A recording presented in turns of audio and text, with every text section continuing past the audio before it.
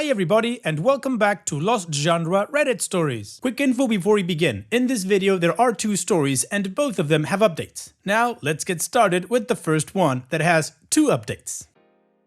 This post is from the subreddit True of My Chest and it's by user ThrowOfMyChest234. My wife went out last night and didn't come home until this morning. This is horrible and I'm furious right now, but I'm also depressed as hell. I know what I have to do, it's just killing me that I have to do it. It's fresh and it hurts a lot. My wife didn't come home last night. She went out with a couple of girlfriends, which is pretty normal for her. She's normally back around 2 AM on these nights, so I waited up. Around 2:30 I called to check in. She answered and I could hear people in the background. She told me they went to a party but were leaving in a couple of minutes. She wasn't home by 3, so I texted. It was delivered, but no reply. Around 4 AM I called again. It rang a couple of times before she sent me to voicemail. My wife finally came stumbling through the door at 6:47 AM this morning. I knew the exact time because I was worried. She was wearing a dress she didn't leave the house in, with mesh leggings that I'd never seen either. The leggings had clearly been torn and her makeup was smudged. My heart sank when I saw her. My immediate worry was that she had been assaulted. She only shook her head no when I asked her that. I asked her what she had been doing then. She only said that I knew what she had been doing. And that kind of confirmed what the voice in the back of my head had been screaming since she walked in. My wife cheated on me last night. I asked her who it was and she shrugged almost casually and said it was somebody they met at the club. She went back to his house and hooked up with him, then Ubered home. She then said she didn't want to fight and just wanted to sleep. So that's what she did. She's still asleep now and didn't even take a shower before passing out. Suffice it to say, our relationship is over. We don't have kids and we rent, so it shouldn't be an extremely complicated process. I keep trying to reason myself out of it, pretending there might be something to salvage here. I've always maintained that cheating would be a red line for me though. I think I need to stick to that now. Yeah, OP, I think you need to stick to that too. There's definitely nothing to salvage here. I believe she knew exactly what was going to happen, and I think she knows that this will lead to divorce. Maybe that's what she wants, I don't know. That's very stupid, but she clearly wanted to get caught. She probably knew that as soon as she sent you to voicemail and she didn't come home by the time she said, that you'd be waiting up for her. So she didn't even care about washing her face or changing her clothes, nothing. Which would be your typical cheater behavior, trying to hide the truth. But in this case, she just doesn't care. So you shouldn't care either and just serve her divorce papers as soon as you get them. Don't do the work to try to save a relationship that she nuked all by herself on purpose. And what do you guys think about this situation? What would you do if you were in OP's shoes? Would you maybe try to salvage the relationship, take some time apart to think things through, or just divorce? Let me know in the comments section, and now let's move on to the community comments to see what they had to say. Phoenix of Asclepius says, if cheating is your deal breaker, and it's a totally reasonable one, the deal has been broken. When she wakes up, she's going to give you the whole song and dance that she was drunk, that she loves you, etc, etc. But the truth is, she broke your trust and your heart and your vows. Stick to your guns and leave the woman who doesn't respect you enough to stay faithful. And OP responds, thank you. I don't know why it helps to hear it from other people, but it really does. I honestly don't know that I want to hear her out right now. It's not like I'm going to believe anything she tells me anyway. XGV413 says, you keep trying to reason yourself out of it because this just happened and you're still in shock. The feeling of betrayal is still going to be there when the shock fades, so don't let yourself humor her now. Also, just to be 100% safe, I'd recommend an STD screening. This might not be the first time she's done something of this nature. And OP responds, I really don't think she's done this multiple times. If she had, she'd likely have come home and told me right away anyways. She's always been the kind of person that can't keep things bottled inside. I will get tested though, it can't hurt, though I am a little scared of needles. Adam of Izalith says, buddy, do yourself a favor and think about the reasons why you would cheat. Try really hard. Still can't think of any? It's because it's not an option to you. You made a conscious decision to be with your partner and to be faithful. You can't be pried with liquor and compliments because you loved her. Now, that's what you deserve back from your partner. If she can't give that to you, regardless of the excuses she might give to you, she's not worth your love. That love could be invested in someone who gives it back in return. Additional information from OP's comments. Both our names are on the lease, so although tempting, throwing her out isn't an immediate option, unfortunately. The lease is up in 5 months. There's a penalty if I break it, but that isn't the end of the world for me financially, thank goodness. And throwing her stuff into the street isn't going to make me feel any better. I don't stand to gain anything by making a scene in the street. I did break a picture frame though. After she went to bed, I had to throw something. Not an instinct I'm used to having, but I did. Anyway, I'm considering looking to find somewhere else to stay tonight, but I also don't feel like I should be the one who has to do that. Honestly, I'm stunned and hurt, and I need to figure out a way to separate the feelings of love from the fact that she just tore our marriage apart. I keep thinking about how casual she was about it, like she wanted me to find out. She came here in clothes I literally never seen before. That casual shrug was like a knife twisting whenever I recall it. I guess her most telling reaction was her immediate one. I looked through her phone to try and collect evidence. She texted her one friend that she had fun and then again to let her know that she'd made it home. I took screenshots and sent them to myself. I also reached out to the friend for her side of the story if she'll give it to me. They are close friends though, I'm not sure how much good that will do me. Well, the community agrees. The relationship has ended, the deal has been broken. And it seems that OP arrived at the same conclusion as I did, but for different reasons. So now it's time to move on with the first of 2 updates that OP has given us to this story. But before that, of course, here's another one of my playlists for you to enjoy after this video. Now, let's move on with that first update. Me again, folks. I'm sorry I didn't get around to this sooner. I wasn't able to get the day off from work yesterday because my boss kind of sucks. I was a complete mess at work yesterday though, so I was allowed to take the rest of the week as vacation, thankfully. I think I went through all the stages of grief while my soon-to-be ex was sleeping. I wasn't expecting my post to get any attention at all. I just figured I needed to try to talk to someone about it because I was not in a good headspace. I made the post in the morning, and by noon she was still conked out in the bedroom. I had processed things a bit more and I had a rough plan in my head that I was starting to set in motion. I made a short list of questions I wanted answers to and gathered up all my important documents, laptop, etc. Then I went into the bedroom and started packing myself a suitcase. I know a lot of folks wanted me to kick her out. I did consider it, but honestly, I'm not overly attached to this place. We just rent and I am in a lucky enough situation to be able to say that paying half the rent for a few months isn't going to financially end me. It'll sting a little bit, I won't lie, but I'll make it, and I feel like being around this place is only going to remind me of her anyway. I need to be looking forward, not back. She ended up waking up about halfway through me packing my suitcase. There was momentary confusion as she looked around the room, then she just started bawling. Maybe this is awful of me, but I didn't bother comforting her. I told her I had the screenshots of her Uber and text messages from her phone, and that plus her confirmation was enough that things between us were completely done. She didn't answer and she just cried louder. I debated trying to continue the conversation, but I decided to just pack the rest of my suitcase and head back out to the living room until she came out. When she finally left the bedroom, she sat next to me on the couch and asked me if we could talk things through. I told her as calmly as possible that wasn't how things were going to work. I was going to ask questions. I wanted honest answers. She told me she'd be honest, so I proceeded. My voice was shaking the entire time. It was taking me everything to hold it together, but I kept going. Was this the first time she had cheated? She started crying before she answered that, then told me no. She had cheated on me multiple times over the course of our relationship. It was, and I'm going to use her words exactly here, just sex, a way for me to let off steam. None of it ever meant anything. I wrote a comment shortly after making my post that all the love couldn't just fade away in one soup. Well, it can. It hit me right then that I wasn't dealing with my wife. The person I was married to literally wasn't in the room. This was someone different. She refused to tell me exactly how many times she had cheated, just more than last night. Had she used protection? No hesitation from her before she nodded her head emphatically. She seemed surprised I'd even ask that. I'm still going to get tested just to be safe. I did some research into timing and I'm going to look after it.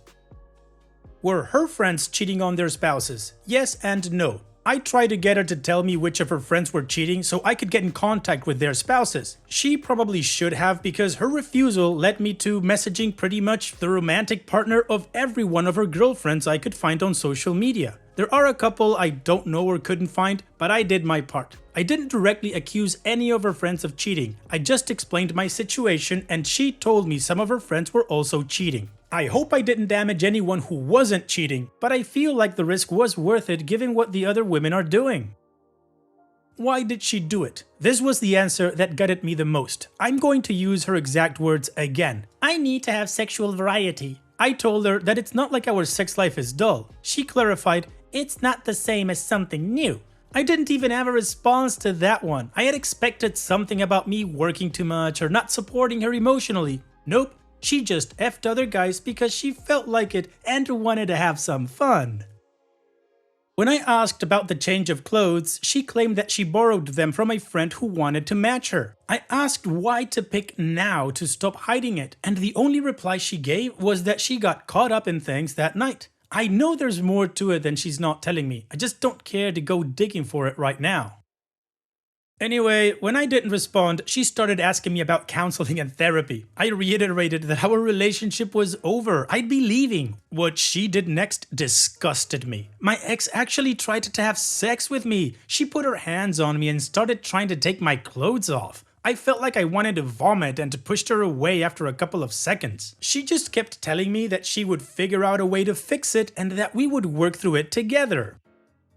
I told her that there was no way, and she started bawling again. She went to the bathroom and locked herself inside. I was just sick of everything at that point. I called her mother and told her what was going on, the full story too, the cheating, the questions I had asked, and the fact I was leaving. I've always had a good relationship with my ex's parents. They both decided to drive to town, which is about an hour for them. Once I knew someone was on the way, I just grabbed my things and left. Her waterworks in the bathroom were just annoying me because it felt hollow to me, especially given the answers to my questions. I honestly don't know if she was crying because I was leaving or just because she was caught and the little universe she had built for herself was crumbling. I'd like to think she cared I was leaving at some level, but her response to the whole thing doesn't make me question. I ended up packing another bag before I left and took all the things that I could think of that I felt a sentimental attachment to with me. I found a parking lot and sat in my car until I was able to get in contact with a buddy for a place to crash. I tried to take a nap, but I was running on way too much adrenaline. I knew when her parents made it to the apartment because she started calling me. When I didn't answer those, she started texting me. She had gone from sad crying to furious. Apparently, I'm an effing piece of crap for telling her mom everything. Whoops, I'm not sorry. I called her mother because they're close and I wanted somebody to be in the house with her. I wasn't sticking around to let myself get roped back in, so I called her mother. Anyway, I've received roughly 100 texts from her since leaving. They range from name-calling all the way to begging me to come back to sending me pictures of the food she ate for some reason. I haven't responded to any of them. I feel like I said my piece before leaving. So that's where I'm at now. We didn't have joint finances, so that part was easy. I cancelled all the subscriptions that go to my credit card just to be sure and changed all my important passwords. I'm crashing at a friend's couch for the next bit, but I've got some feelers out to some short-term rental places until I can find something more permanent. I've got feelers out for a divorce attorney too. A coworker of mine had a recommendation, so barring something better, I'll probably go with them. I also wanted to say that I was shocked at how supportive everyone was, and thank you for that. Truly, from the bottom of my heart. It isn't easy for me to talk about emotional things with people close to me. This was an invaluable venting place for me. Thank you all so much. Well, OP, I hope this doesn't come out wrong, but I guess so far so good, considering the crappy situation. I mean, you got answers to the questions that you wanted, which weren't what you were expecting, but definitely pushed you in the right direction. I also think it's great that you didn't engage with her after you finished talking with her. That's good. No phone calls, no messages. So yeah, OP, good job. I think you're on the right track. So now it's time to move on to the final update to this story to see how it ends. Hey folks, I'm happy, I guess, to say that this will be the final update to what has been probably the most difficult chapter of my life. I felt an immense amount of support from the community here from my initial 2 posts, so I wanted to give a short update. Bottom line, my ex and I both signed the final papers for our divorce this week. It feels kind of surreal to think about that still. About 2 weeks into everything, she got resistant. I cut her off entirely and she refused to return my attorney's calls for a little while. Eventually, things got back on track. As for the infidelity itself, I don't have a ton more details to share with you. We did a short mediation and by that time, I didn't feel there was any remorse on her end. I've talked about that a lot with my therapist. I'm in therapy, by the way. It still hurts that someone who I thought loved me could have apparently cared about me so little, but I'm working through it. It feels like a massive weight off my chest at the same time as I'm absolutely terrified for what comes next. Lol, I'm excited though. Also, in case you're wondering, I did talk with her parents a few more times. Nothing too long or in-depth. It seemed they were as surprised as I was and didn't really know how to handle their relationship with me given what was going on. Finally, 2 other relationships ended because of all of this. I spoke briefly with both the other guys and they both found out what I had in different ways after I tipped them off to it. An awful situation, but better for all of us in the end, I'm sure. That's really all I've got to share. Thanks again everybody for your advice and support. Well OP, again, considering it is a really crappy situation that you went through, this is to me a happy update. Because not only did your marriage to that scummy cheater of an ex-wife that you have ended, but also 2 other relationships where people were cheating ended and they were found out, so that is good. Hopefully all of the betrayed can work to move forward. As for you OP, here's wishing you all the best in the future and in this new stage in your life. Take care and thank you for sharing. Now let's move on to the next post that also has an update. This post is from the subreddit Malicious Compliance and it's by user Now James Says What the F? What the F? Lawn Karen. I make a living doing landscape maintenance, mostly for commercial properties and wealthy homeowners. Unsurprisingly, wealthy homeowners tend to be the most difficult customers. I could probably write a book with the number of ridiculous requests I receive. I added a new customer, Karen, real name, to my weekly route recently and the first visit to her home was yesterday. Using Google Maps, I bid on the property for 1 hour of work. When I showed up, the place was a mess. It hadn't been serviced in months. I spent 2 hours making this place look as perfect as it could. I cleaned up half a dozen palm trees, trimmed all the bushes, mowed, edged, string trimmed, and cleaned up all the leaves I was able to. An hour later, Karen calls my company, me, to complain about the work done. Apparently, they blew leaves into the corner of the property and left them. Well, that's completely BS, but okay, I'll entertain the nonsense. The leaves in question were already in the back corner of the property embedded in the pine straw as they'd been there for quite a while. Standard practice is blowing out any loose leaves from garden beds and mulching or bagging them, which had been done. Karen didn't really want to hear the reason when I tried to explain this and insisted I send someone out to get the remaining leaves. I went back and got every leaf out of her property, including over 75% of the pine straw. Of course, she called again to complain about her missing pine straw, at which point I reiterated the same thing I told her before. I let her know that I'd be happy to replace the pine straw for $400. I haven't heard back yet. Well, Peep, she wanted you to take the leaves, and you did. The pine straw just came along and she didn't say anything about it, so if she wants more pine straw, she can pay your price. But yeah, OP, you did exactly what she asked you to. Now, since this is Malicious Compliance, I wouldn't necessarily read some of the comments, but OP did give us a few responses, so let's go with that. The Human Pickle Rick says, as a landscaper who deals with wealthy clients often, I can confirm that this 100% happens on a regular basis. People with the most money never want to spend it and then bitch at you for not doing extra work they didn't pay for. Hey, while you're here for maintenance, can you trim my Bismarck palms? Like, no, Reginald K. Richmond, that requires separate equipment that I told you was necessary, but you didn't want to pay for. Then they'll try to find some trivial thing to avoid paying altogether. I had a lady get mad at my guy for not mowing to her property line, but then she couldn't show me where the property line actually was. And OP responds, yep, I had a lady a few weeks ago try to get me to clean up a rotting armadillo out of her backyard. It smelled like she'd literally left it there for days waiting to see if the lawn guy would take care of it when he came that week. She told me that her husband was too sick to come take care of it. After I told her to get effed in the politest way possible, her husband apparently made a full recovery. He didn't even wait until I left to come clean it up, and he seemed pissed. Like I should have to clean it up. They do pay extremely well and are neighbors to 3 of my other properties, or I'd have parted ways. People are a trip.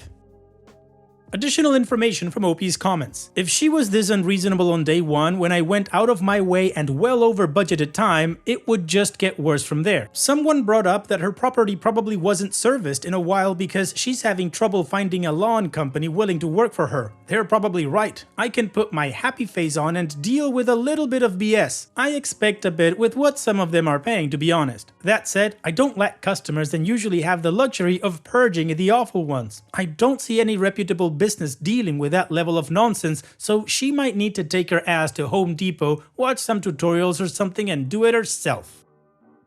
Alright, well, no point in commenting and let's just move on with the update to see how this story ends. So, a week after the events in my initial post happened, I got a call from Karen. She asked if I was still willing to do the pine straw job for $400. I told her I'd have no problem with it, but asked why she'd want to use my services again when she wasn't satisfied with my prior work. Apparently, this lady discontinued services from 3 other landscape companies in the area and was having trouble finding anyone to do the job. I'm guessing that means they all fired her as a customer for being effing ridiculous. I went and did the job this morning, and upon finishing, she was at least content enough with the work that she requested bi-weekly landscape maintenance moving forward. I politely declined, and when she asked why, I told her the truth. Ma'am, you seem to be a bit unreasonable and I don't have the desire to deal with it. It didn't go over too well, but she paid for the work today and I left. Anyone wondering why I'd go back for the job in the first place? It was an easy $200 profit for an hour of labor, so why not? Well, OP, I think it's great that you get the chance to turn down customers like this because who needs this grief? Not you. Thanks for sharing, OP. And that's it for today's video. Thank you so much for taking the time to watch it. Now, if you've gotten to this point in the video, I assume that you like these stories that I'm reading out, so here are a couple more that you might enjoy. And if you don't have any time to watch another story right now, save it for later, and also, don't forget to hit that subscribe button.